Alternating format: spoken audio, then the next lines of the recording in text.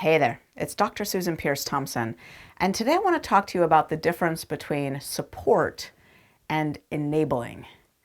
Now, this is a vlog I've been thinking about shooting for a long time because I've noticed in our Bright Line Eating community that often people who are, by their own admission, not succeeding with Bright Line Eating right now, not breaking their bright lines a lot, struggling with their program, have a buddy that they're committing their food to regularly, but then they're not eating that.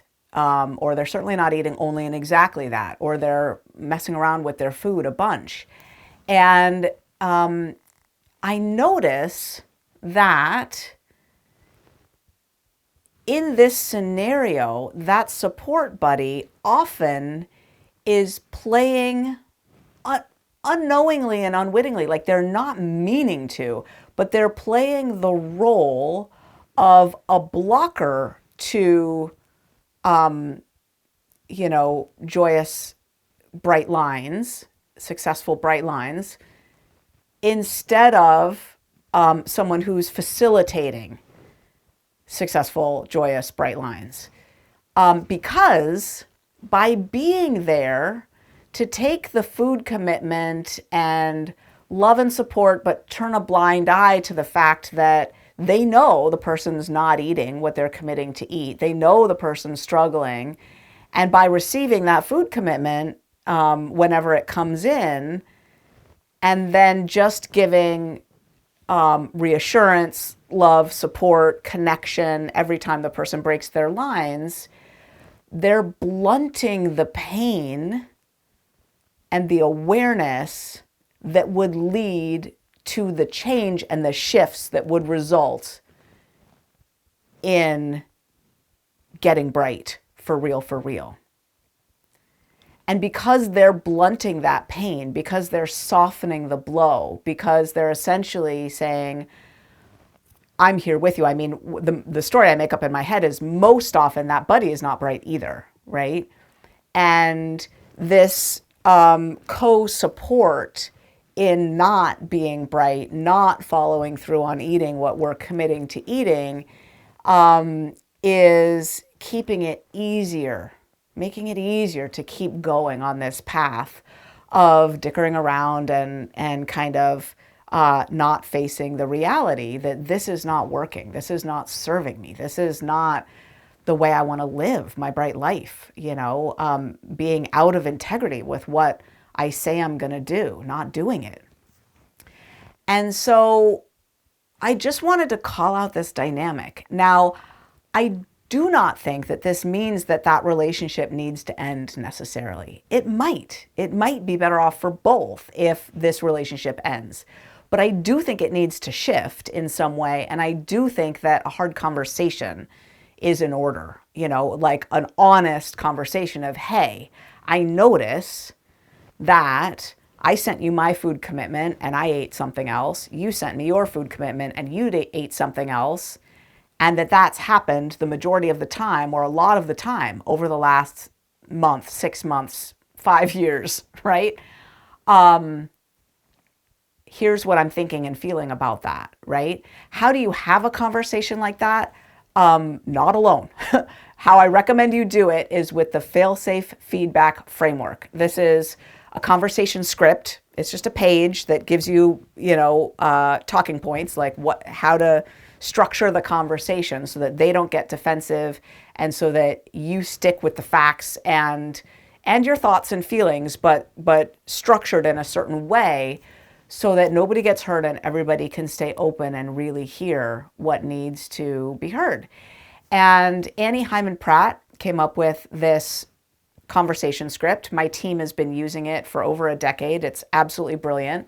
And I'm going to put a link to it below this vlog. So you can just download it. I have Annie Hyman Pratt's permission to do that.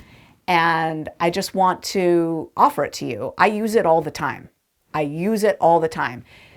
As the name implies, it's a conversation script for giving feedback, for when you have something to share with someone and it might be hard for them to hear. So whenever you have feedback to give to someone, this is what I recommend you use, the fail-safe feedback framework. So yeah, it might mean that that relationship needs to end. It might mean that the relationship needs to shift. Yeah, it might just mean that the two of you need to face facts and recommit to, if we're going to commit our food, actually following through on it. So all that said, I feel like a few words are in order about the idea of support versus enabling more broadly. How do we know what the difference is? How do we know when we're providing support to someone versus when we're enabling them? Okay, well, here's what support looks like. You're supporting someone when you're not trying to rescue them, you're not trying to control them, you're not assuming that you know better than them, and you're not thinking about them a whole lot in between. Like their situation, whatever it is, isn't renting a whole lot of space in your head. You're interacting with them sometimes and then you're thinking about them, but in between times, you're focused on yourself and living your life.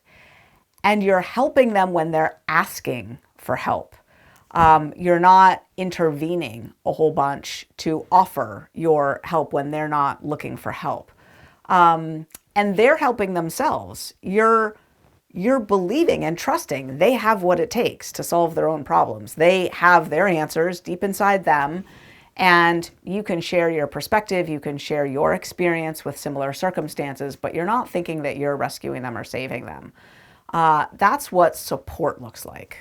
Enabling, on the other hand, is when you see yourself as the hero. You're swooping in and doing things for them, including some things that they could or should be doing for themselves. You feel tense and stressed in your body. You're thinking about them a lot in between times, and it's actually impacting your well-being. Like the strain and stress that they're under is really something you're taking on, and it's affecting you. And it may get to the point where you feel resentful, you feel burned out, you feel like the load of helping them with their life is taking you away meaningfully from what you should be attending to in your life. And you can build up quite a grudge about that. It can be something that can really, really burn you out. That is what enabling looks like.